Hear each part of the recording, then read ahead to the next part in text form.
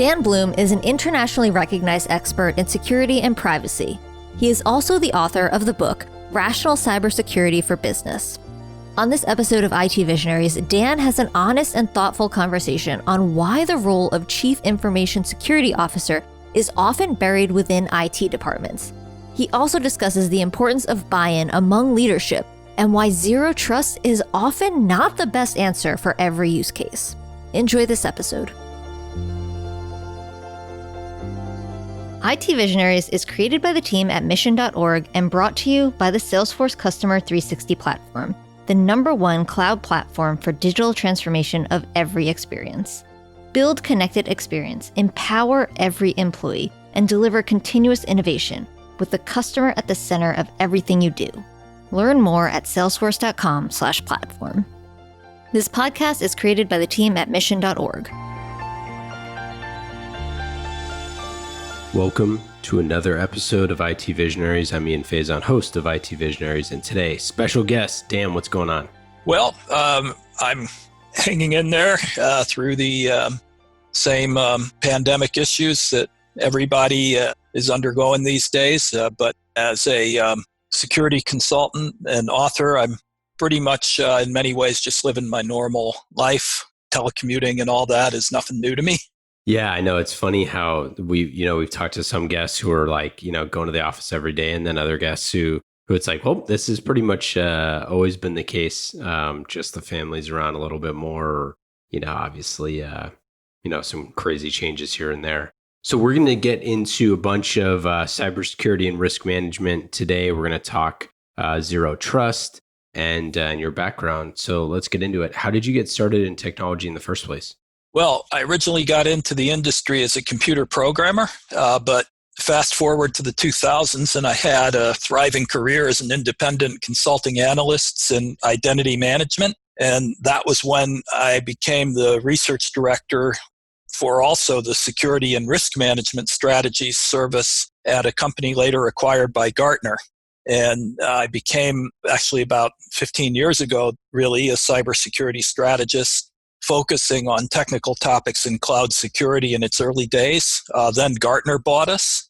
And after a few great years there, I began a second life as an independent consultant again in 2014 with my current company, Security Architects. And as I got back into consulting projects for large companies, I rediscovered something I'd seen earlier in my career.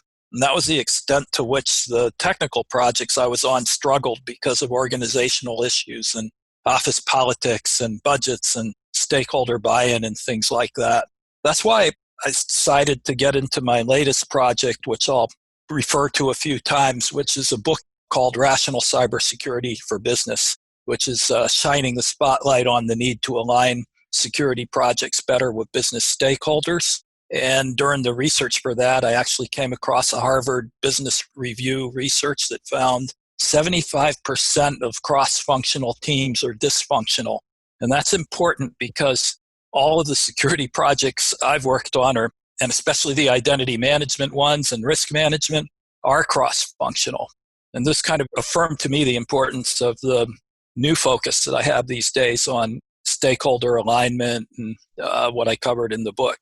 In fact, it's subtitled The Security Leader's Guide to Business Alignment. Yeah, so let's get into that. So why did you decide to write the book? Well, because I saw that there wasn't a book that really tackled that subject. I guess there were some books on soft skills for Chief Information Security Officers or CISOs, but there wasn't really one that looked at what is the security program, what is the architecture of the security program, and how do you go through piece by piece and figure out how to align that with stakeholders to get the maximum effectiveness. Well, one of the things I thought was pretty interesting is, you're talking about Pareto Principle and kind of that key question for how can leaders get 80% of the benefit by doing 20% of the work. And I think that's what all technology leaders are trying to figure out with security right now is, how do we manage risk? But how do we do it in an efficient way? Because security budgets aren't rising exponentially as threats rise exponentially. Well, I hope your security budget is rising because the industry, not just the threats, but the regulatory authorities and the business disruption and the technology changes are always raising the bar. Sometimes the technology gives you more automation and more capability, but first you have to figure out how it works and how to integrate it in with what you're doing. So the Pareto priorities that you referred to are based on this idea of the Pareto Principle by an Italian economist originally, also known as the 80-20 rule. And of course, 80-20 is a rough estimate, but anything that kind of has a power law distribution, and in IT where you have automation, phenomena tend to have a power law distribution where you can have large differences in efficiency based on better or worse approach.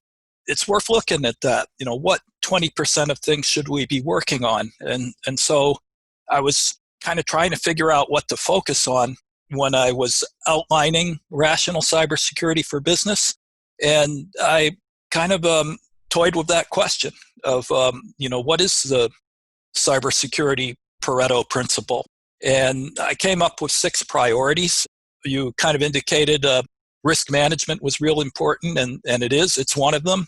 Maybe in some ways the most important one. And you also kind of alluded to why when you were talking about security budgets. And particularly if your budget's not going up but going down, you really have to husband your resources. But I found 5 other principles: control baseline, because you have to have some security hygiene; access control, creating minimal drag on the business; cyber resilience; and a couple others: IT simplification and rationalization, because you can't manage what you can't secure.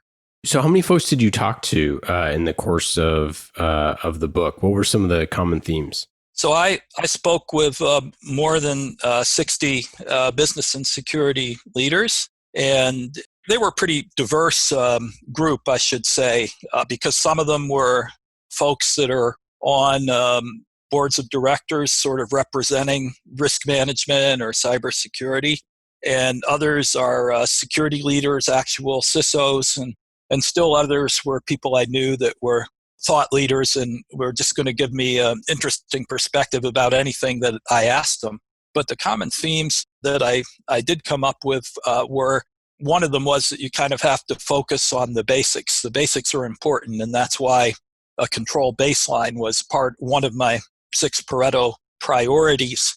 And those basics that folks talked about, in addition to security hygiene and keeping the doors locked, so to speak, were also just basic integrity. If you're in a CISO position and you have to go to the CEO and say, interrupt the meeting with some of their biggest customers and say, we've got a potential problem with a virus and we may be sending out infected emails. I need to shut down the email system for the company till we can clean it up.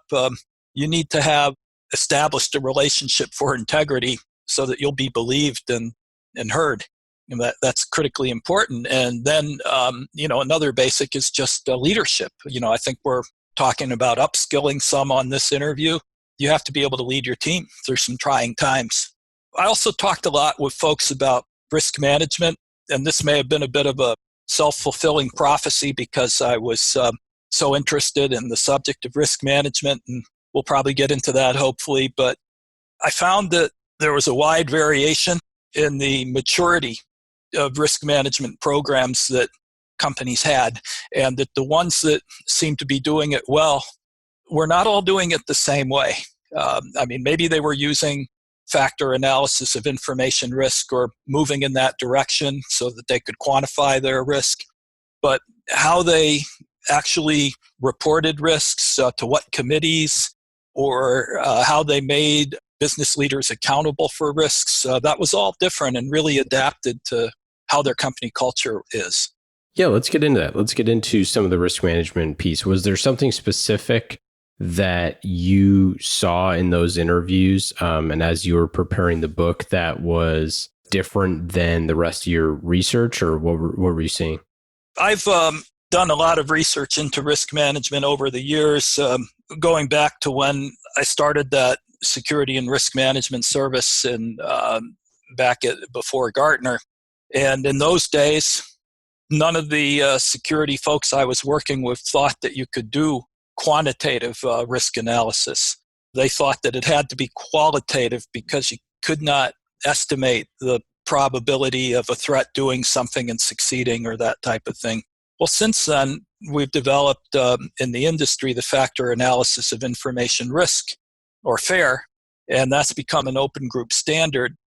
And so I have been inspired by that. I've worked with a few companies over the last 5 years on setting up a risk management program, all the processes for communicating risk, reporting risk, monitoring risk, analyzing, assessing, evaluating, identifying risk, even from the teams that are looking at vulnerabilities or pen test reports or different issues and trying to triage which ones are actually risks.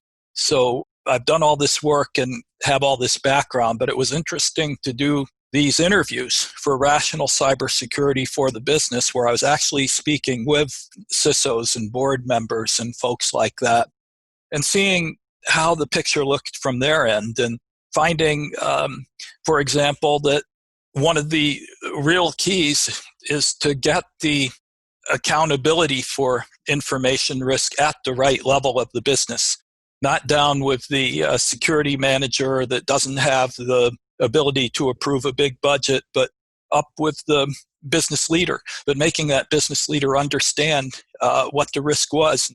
And actually, it's a two-way conversation, understanding what the business risk from his or her perspective is. They're worried about things like sole source factory failures or major competitive impairment or things like that. And you as a CISO, you kind of have a few generic risks like the risk of breach, but you also need to kind of figure out how information risk might tie into the risks that are already on the top executive's mind, like ransomware could cause that sole source factory failure.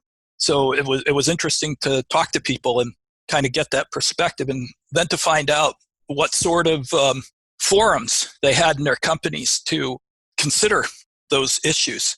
So in one company, they had a corporate sustainability or corporate social responsibility committee. That's where they did their major risk assessments of the whole company.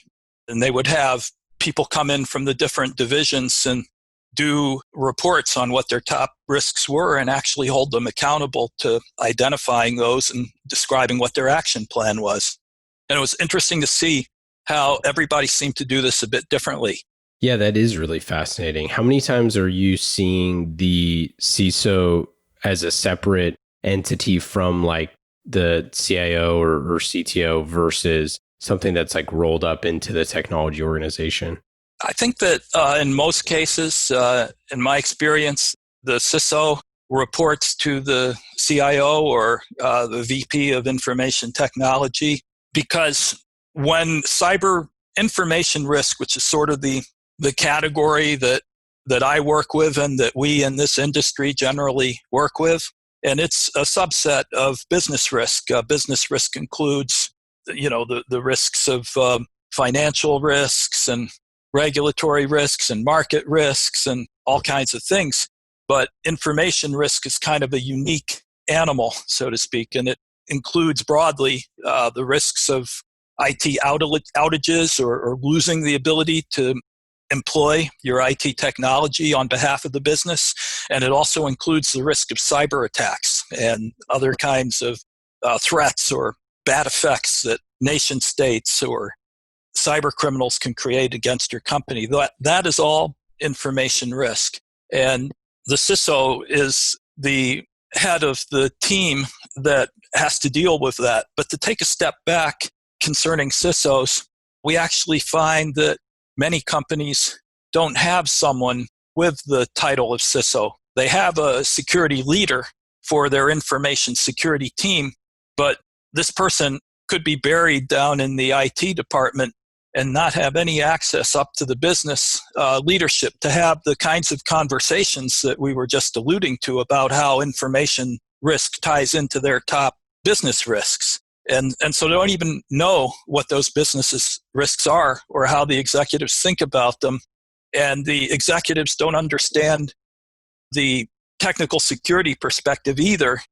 And there's kind of a real gap there if you don't have someone that has that CISO title and actually lives with that title, and specifically by having some access to the CEO or to the board of directors whenever security is on their agenda. And I did a blog post, one of my recent ones, called Where Should the CISO Report, on my site, security-architect.com, where I put a stake in the ground, and this is also in the book, that if you're a large company with a certain amount of security pressure, meaning you have some threats, you have some regulations you have to comply with, you really should have someone that has the CISO title and actually has the access and authority and responsibility that that title would imply. But a lot of companies don't get this yet. One survey found, and this was maybe last year, that 38% of the Fortune 500 companies don't have someone with the CISO title. That's pretty remarkable. I mean, it's so funny to think about the fact that it's not that widely spread. I mean, I would imagine it's going to change pretty soon here. I don't really see how you couldn't have someone monitoring, having that proverbial seat at the table that we talk about all the time, managing your security. It just seems pretty outdated. Well, I think at the companies that don't have it, they would probably say, we do have someone in security. We have a team and we have a budget, and they may honestly think at the executive suite there that they care about security and they're handling security. But because they think it's a technical issue, it's down in the IT department, there's not anything that we really need to do as business executives other than fund the position. We really don't want the CISO coming in here, every 2 weeks and bombarding us with, 2 hours of technical information, which, by the way, the CISO should not do. The CISO should be having more of a conversation about information risk business impacts rather than technical matters. But because there's this, business is from Venus and security is from Mars phenomena of miscommunication, a lot of executives honestly don't think that it's something that they need to be too engaged with other than to fund it, which hopefully they are funding it because they've heard from the lawyers and all the trade press and all the breaches in the news that they need to fund it. But they don't realize that it needs to be treated as a strategic matter by them to make sure that not only does the CISO have some money, but also the CISO has the access and the two-way communication, and the CISO has support from the various business functions because at some level, cybersecurity is everyone's responsibility. Everyone has some kind of role to play in it. With all the changes that happen from, COVID and shelter in place, bring your device to work turned into, bring your work to home, obviously right away. I'm curious, what were some of the things that you saw from a security perspective that were critical for technology leaders? Well, companies have been forced to accelerate remote access, obviously, and they've been forced to open up web access to more applications. It's almost as if the digital capabilities, the IT capabilities that businesses have become a digital lifeline that you need to have just to even keep the business running in most cases. And so they've had to really expand remote access. They've had to adopt architectures like zero trust. They've had to increasingly adopt cloud computing services because those are sort of remote by definition. You access them remotely and they work remotely, so you don't need any really on-premise footprint with them.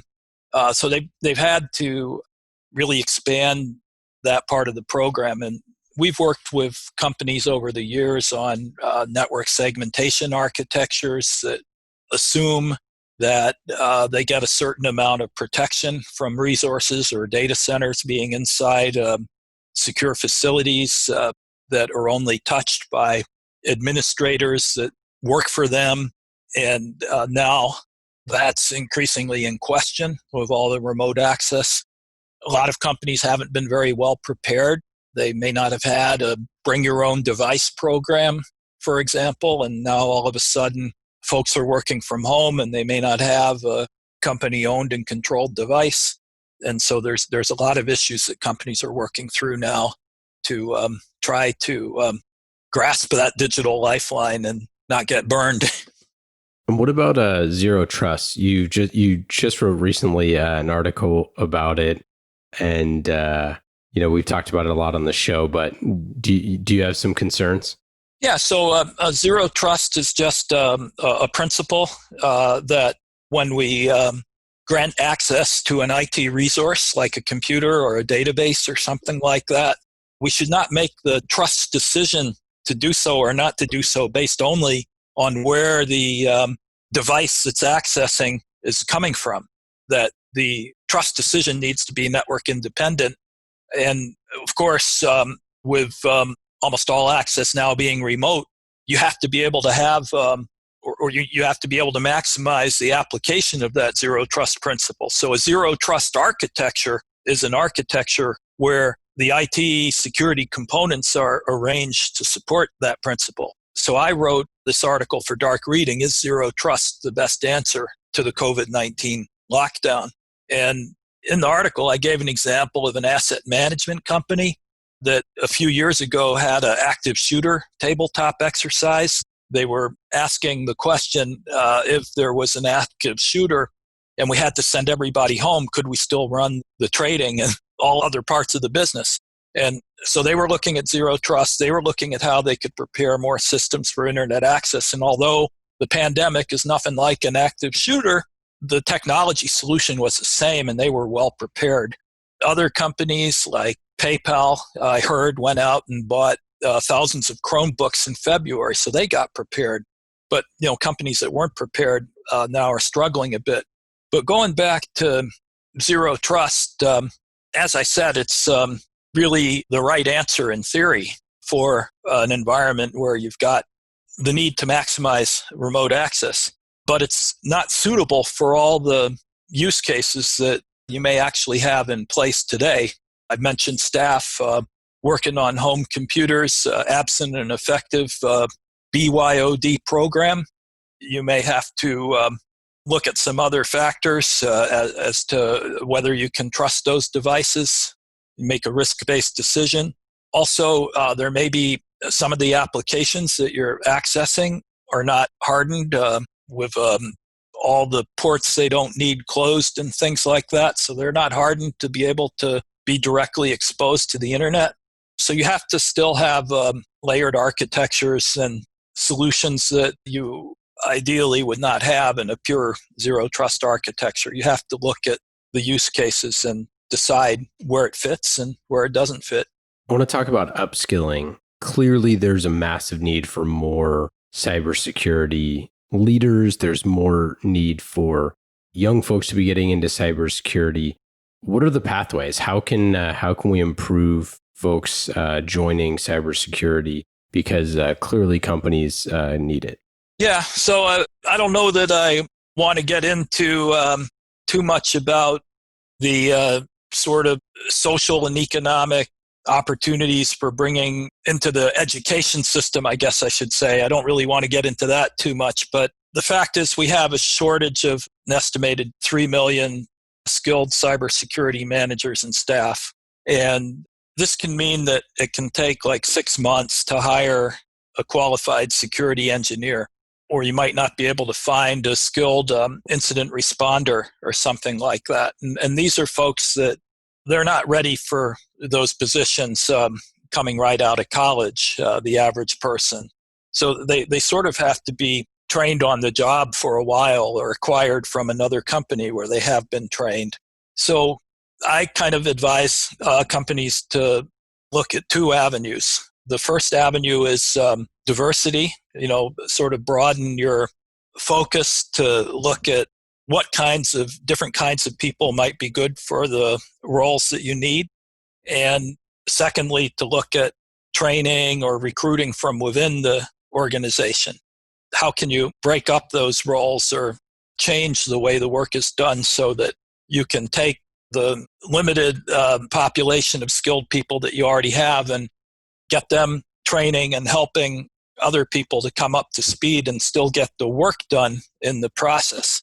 On the diversity side, that's really important, not just for all sorts of good social and economic reasons, but also because it can improve your team. There is some work that's required to manage a diverse team as opposed to managing a team of people that are just like you and you know how they work. But it's worth it if you find that having a more diverse group of people can help your team expand into additional areas or perform certain functions better. For example, if you're running a user awareness program, you're actually better off having someone with a marketing background or a communications background than someone with a technical security background.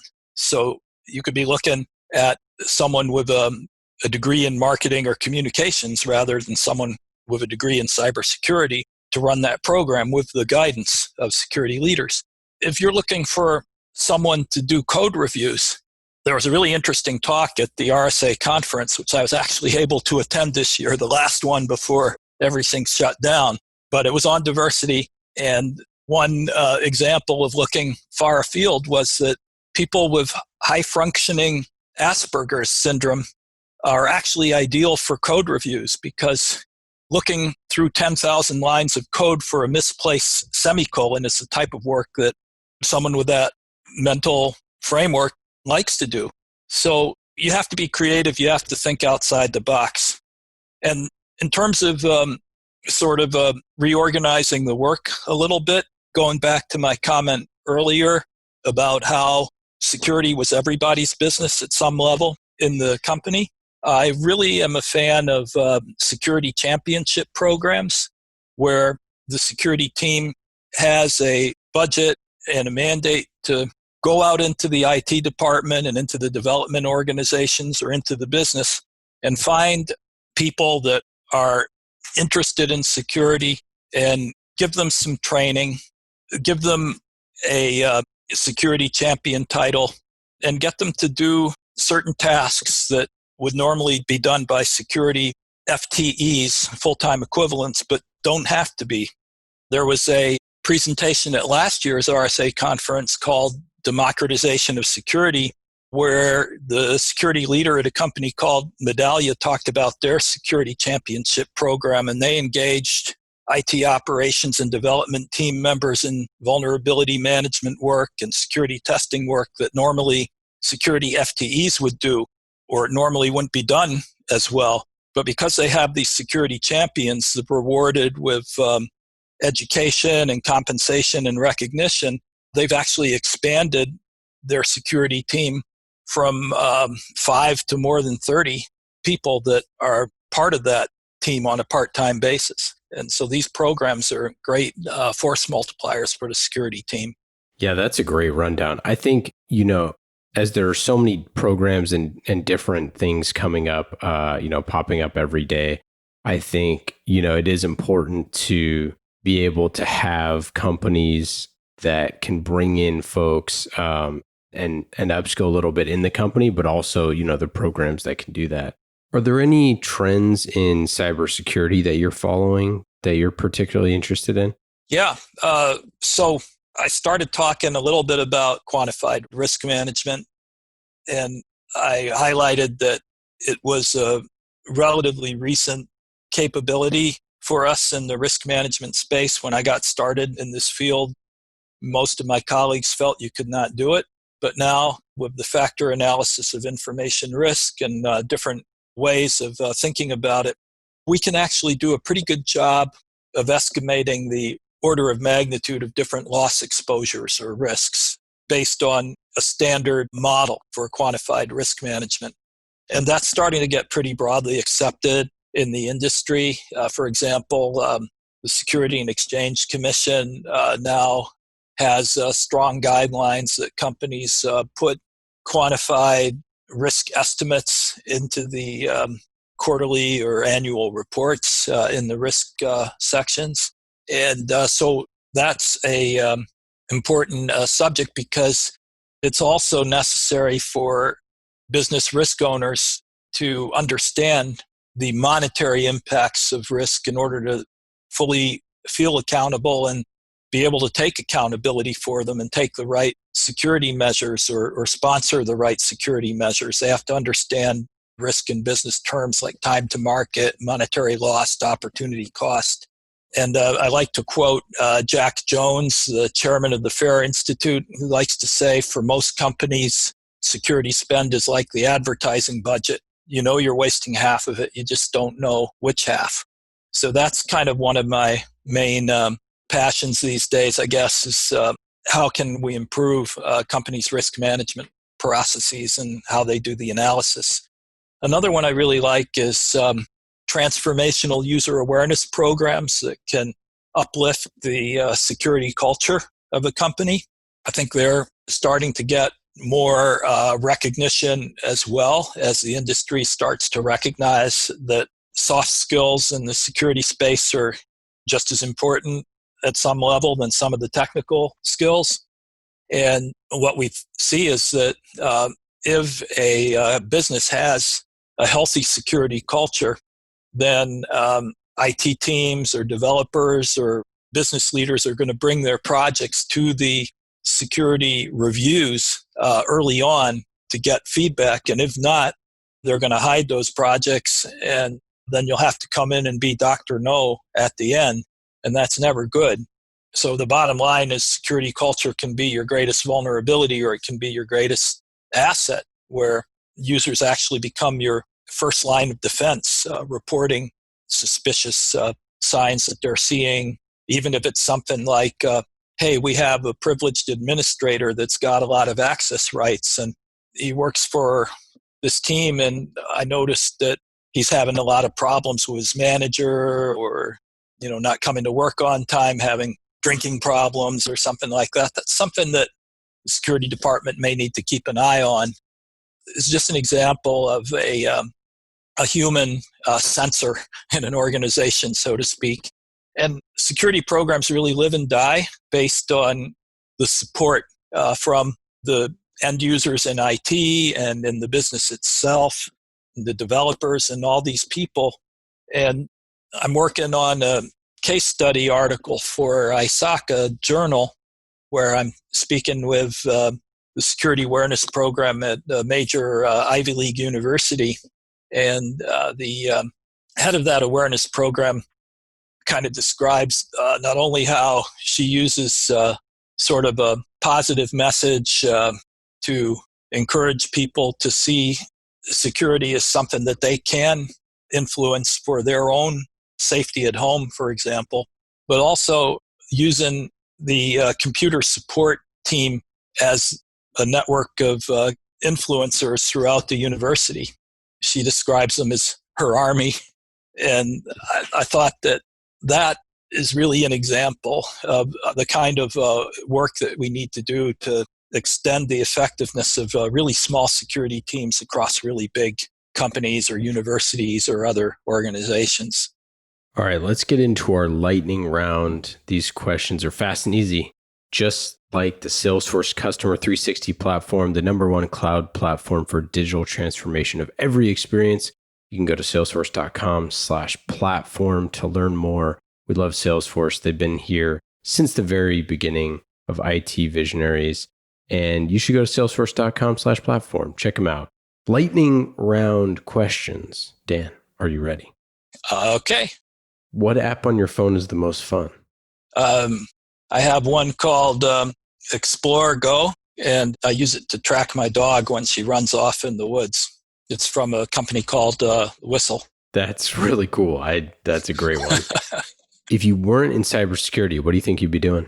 Oh, I would be a writer, and I'd be writing fiction books on cybersecurity, or maybe I'd be writing about philosophy and personal transformation. It's a little bit of a cheat because you already are a writer, but I'll allow it. What habit have you picked up during shelter in place?